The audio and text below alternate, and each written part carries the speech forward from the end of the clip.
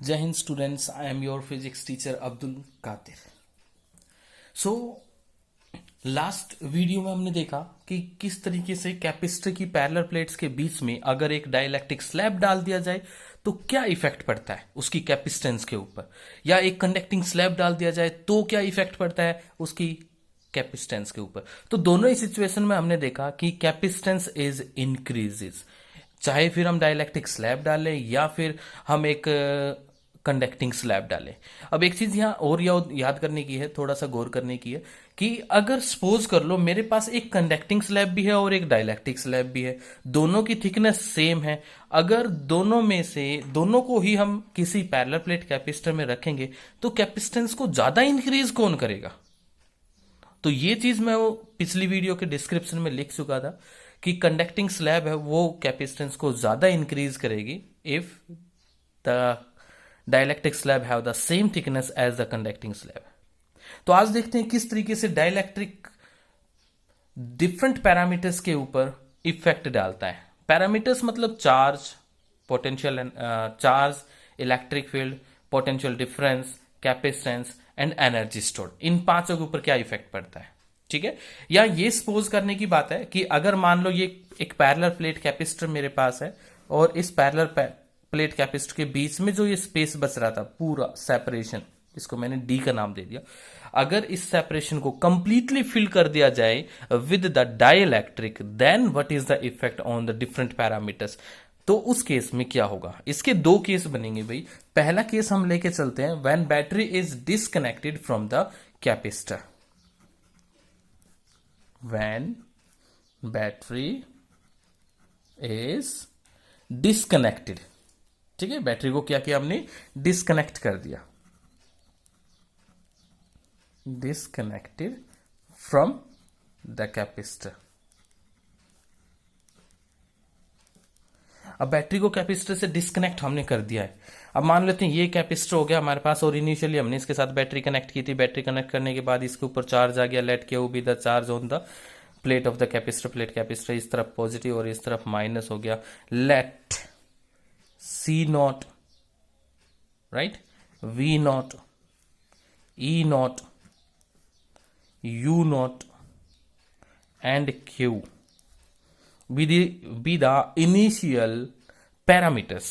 ये तो हमें पता है, capacitance, potential difference, electric field, energy stored and charge on the plates of the parallel plate capacitor. ये सभी तब हैं when dielectric slab is not present initially. ये सारे फैक्टर्स कब लिए हमने, इनिशियली लिए, ठीक है, यानी कि जब कोई भी dielectric in between the plates नहीं है तो हम ये लेके चल रहे हैं। अब देखते हैं क्या इफेक्ट पड़ता है। अब हमने क्या किया, पहले कैपेसिटर को चार्ज कर लिया, चार्ज करने के बाद हमने इसके पास से बैटरी को हमने रिमूव कर दिया, डिस्कनेक्ट कर दिया। डिस्कनेक्ट करने के बाद इसकी चार्ज के ऊपर क्या फर्क पड़ेगा। तो पहला केस में लेके चलता हूं भाई, चार्ज। तो देखो जब बैटरी हट जाती है, डिस्कनेक्ट हो जाती है, तो इसके चार्ज को हम बदल नहीं सकते, ठीक है, यानी कि बैटरी रिमूव होने के बाद बैटरी जो है वो इसे चार्ज प्रोवाइड कर रही थी कैपेसिटर को, plates of the parallel plate capacitor को। अब बैटरी ही डिस्कनेक्ट होगी तो चार्ज कांस्टेंट हो गया, नहीं चेंज हो सकता। तो यहां कह सकते हैं कि charge on the capacitor remains constant, ठीक है, चार्ज क्या हुआ, रिमेन्स कांस्टेंट। यानी कि कैपेसिटर की प्लेट्स को अगर डिस्कनेक्ट कर दिया जाता है बैटरी से तो चार्ज के ऊपर कोई फर्क नहीं पड़ता, ये कांस्टेंट रहेगा, चार्ज रिमेन्स कांस्टेंट। ठीक है, अब देखते हैं दूसरे फैक्टर पे, कैपेसिटेंस के ऊपर क्या फर्क पड़ेगा। अब जैसा कि हमने पहले बताया था कि इन पैरेलल प्लेट कैपेसिटर के बीच में जो सारा रीजन है वो फिलअप किया गया है कंप्लीटली, और D is equal to T का रिलेशन एक स्पेशल केस मैंने वहां करवाया था, और उस स्पेशल केस में हमने बोला था कि capacitance of the parallel plate capacitor is के टाइम्स द इनिशियल कैपेसिटेंस। पढ़ा था ये चीज। तो इसी के बेसिस पे हम कह सकते हैं कि इट्स कैपेसिटेंस इज के टाइम्स इंक्रीजेस। कैपेसिटेंस क्या हुआ, के टाइम्स जो है वो इंक्रीज हो गई। ठीक है, तीसरा फैक्टर देखते हैं, थर्ड फैक्टर ले लेता हूं भाई मैं पोटेंशियल का, पोटेंशियल डिफरेंस। अब देखो पोटेंशियल डिफरेंस के लिए एक फॉर्मूला आता है, as we know that potential difference V is equal to Q by C. Initial potential difference is equal to Q divide by C not, ये फॉर्मूला बनेगा। Now the final potential difference is, charge तो remains constant but capacitance क्या हुआ, K times increase हुआ था, Q by C. It means charge तो as it is, और C की जगह क्या रख सकते हैं, के सी नॉट रख सकते हैं ना। Q by C not, Q by C note V not के बराबर है, तो इसको मैं लिख दूं V not divide by K. Everything is okay, सब कुछ ठीक है ना यहां तक। तो देखो v is equal to V not by K हमारे पास पाया, यानी कि जो पोटेंशियल डिफरेंस था, पोटेंशियल डिफरेंस वो k टाइम्स डिक्रीज हो गया ना, डिक्रीज डिवाइड में आ गया देखो, तो पोटेंशियल क्या हुआ, k टाइम्स डिक्रीज हो गया।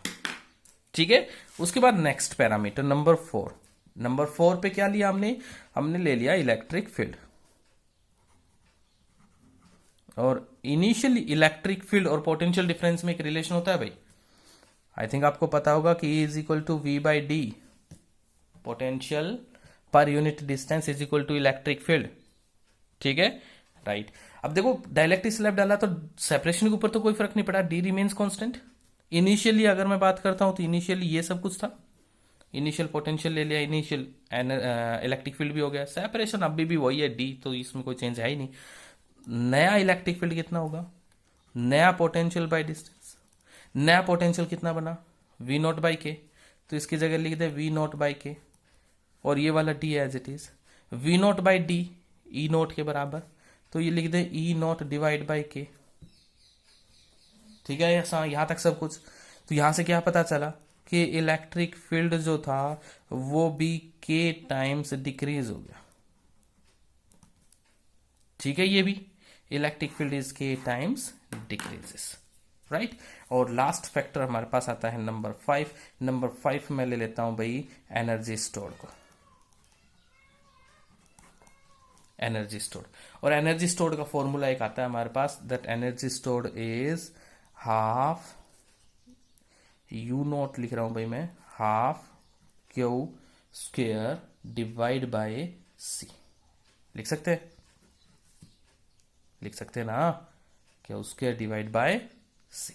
आ गया बस, क्या तो रिमेन्स कांस्टेंट, सी चेंज हो रहा था, ये लो इनिशियली ये लिख दिया, फाइनल एनर्जी स्टोर्ड किसके बराबर आएगा, half Q square divide by final capacitance C. और final capacitance C is equal to किसके आया था, के सी नॉट, रख दो यहां रखेंगे तो ये आ जाएगा half Q square divide by के सी नॉट। के को बाहर ले लेते हैं, 1 बाई के, और ये आ जाएगा आपके पास half Q by C naught, और ये इस तरीके से, ये क्या है इनिशियल, तो इसको मैं लिख दूं that is equal to E not divide by K. तो एनर्जी क्या आया, एनर्जी भी के टाइम्स क्या हो रहा है, डिक्रीज हो रहा है। तो यहां से ये भी कह सकते हैं कि एनर्जी स्टोर्ड इज के टाइम्स डिक्रीजेज, ये भी क्या हुआ, के टाइम्स डिक्रीज हमारे पास हो रहा है।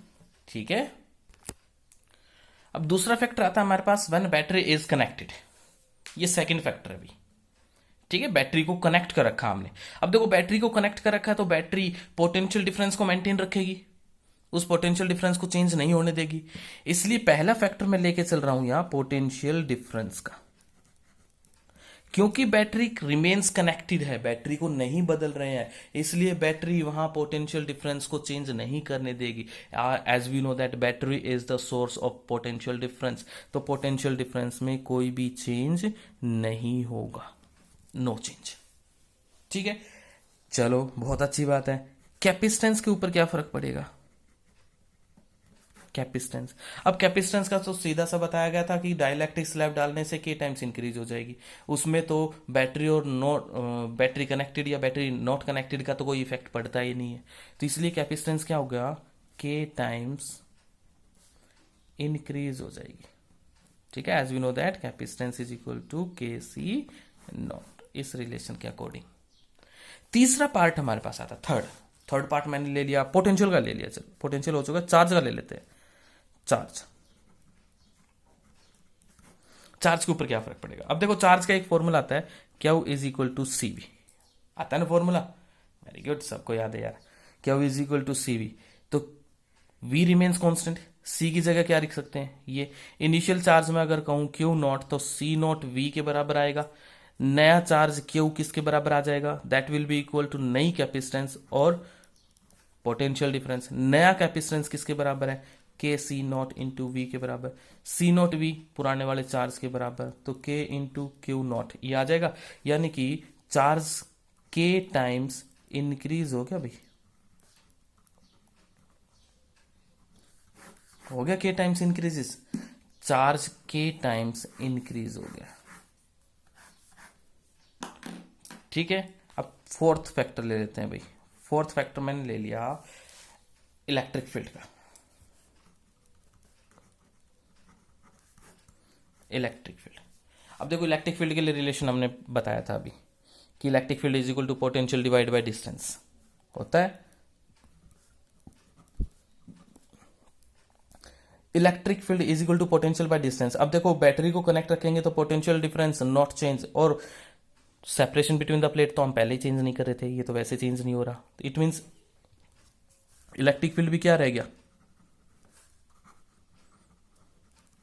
Remain same, no change,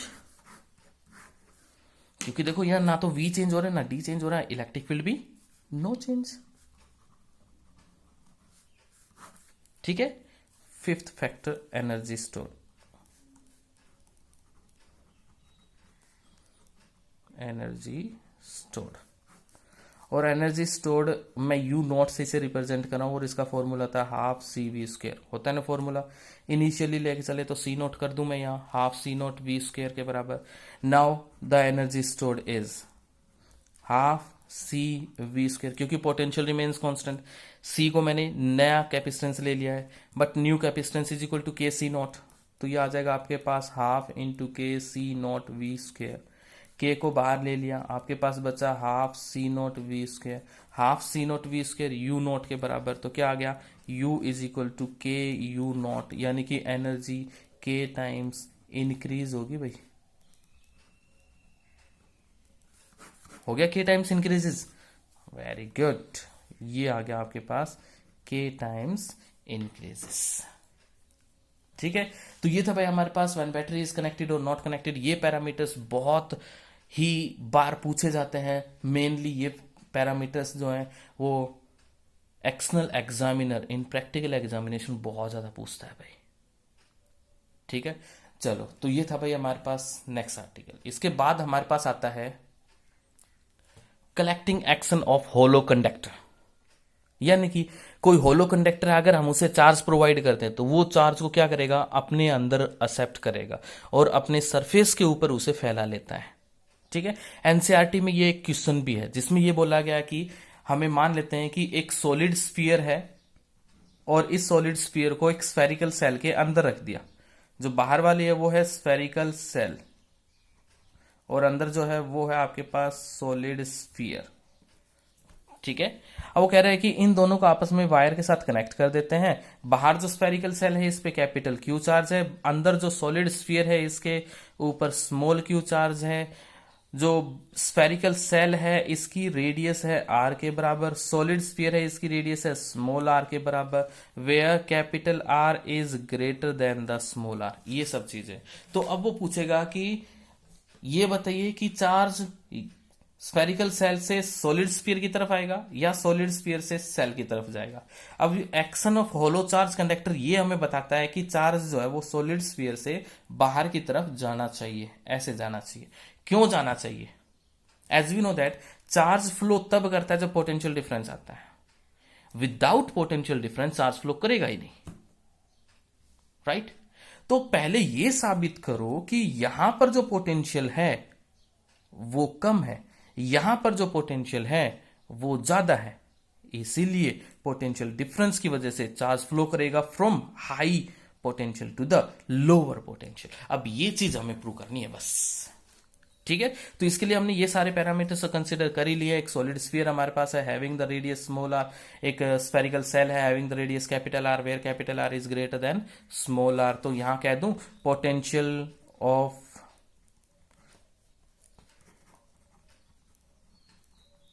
potential on the spherical cell.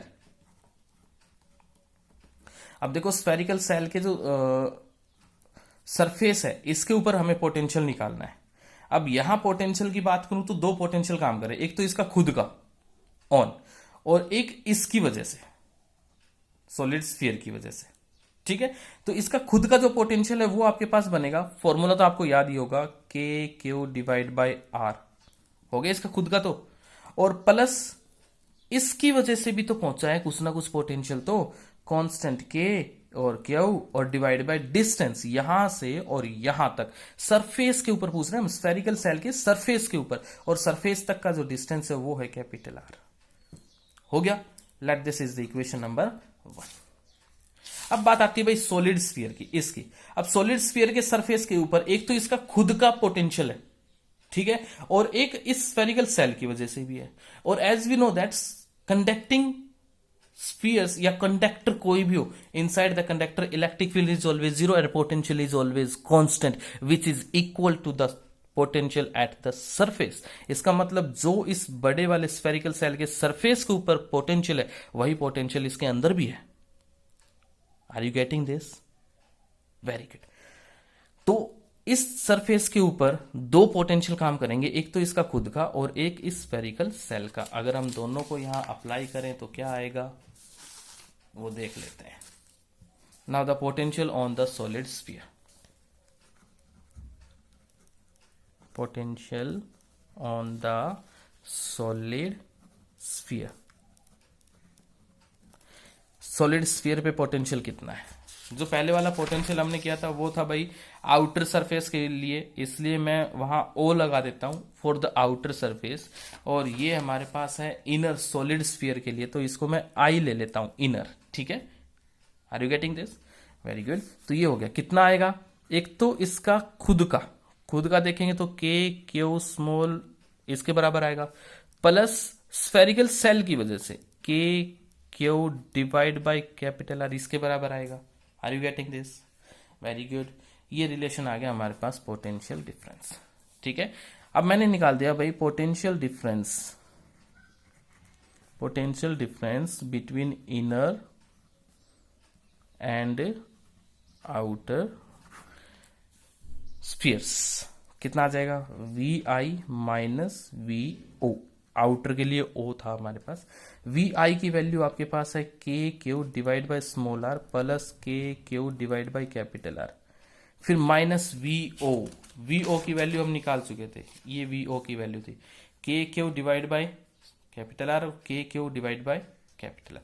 यहां देखा जाए तो एक चीज गड़बड़ कर दी हमने, जो स्फेरिकल सेल था जिसका इसका खुद का ओन का कहा था वो कैपिटल क्यू आएगा भाई, यहां कैपिटल क्यू आएगा इसके खुद की वाले की वजह से, तो ये आ जाएगा हमारे पास कैपिटल क्यू। यहां रखो वैल्यू, ये वैल्यू उठाओ और उधर रखो, K capital Q by R, K small Q by R रखो यार, K capital Q divide by R और minus of K small Q divide by capital R. ये तो इससे कैंसिल हो गया, के क्यू कॉमन आ जाएगा, यहां से आपके पास बचेगा 1 upon small R minus 1 upon capital R. LCM लेके इसे सोल्व करो ब्रैकेट को, ये बन जाएगा के क्यू, यहां से आपके पास आ जाएगा आर इंटू स्मॉल आर, ये आ जाएगा capital R minus small R and this is V I minus V O represents outer, I represents inner. अब यहां से देखा जाए तो दिस फैक्टर इज पॉजिटिव, ये वाला फैक्टर पॉजिटिव क्योंकि कैपिटल आर बड़ा था बताया था ना, और के चार्ज क्यों पॉजिटिव है, तो ये हमारे पास आ जाएगा potential difference V I minus V O is positive, it means V I is greater than V O. Inner का पोटेंशियल ज्यादा है आउटर के कंपैरिजन में, that's why charge is flow from कहां से कहां, इनर टू आउटर, इनर से आउटर की तरफ चार्ज है वो फ्लो करेगा। डजेंट मैटर कि कैपिटल क्यू कितना है, कैपिटल क्यू का कोई लेना देना नहीं है। देखो पोटेंशियल डिफरेंस में कैपिटल क्यू कितना है डजेंट मैटर, बट चार्ज हमेशा इनर से आउटर की तरफ जाएगा। इवन अगर कैपिटल क्यू ज्यादा भी होगा स्मॉल क्यू के कंपैरिजन में, तो भी चार्ज हमेशा फ्लो करेगा इनर से आउटर की तरफ। तो this is enough for today and this is your chapter completely. हमने 16 लेक्चर में इसे खत्म कर दिया, 17 लेक्चर में इसे खत्म कर दिया।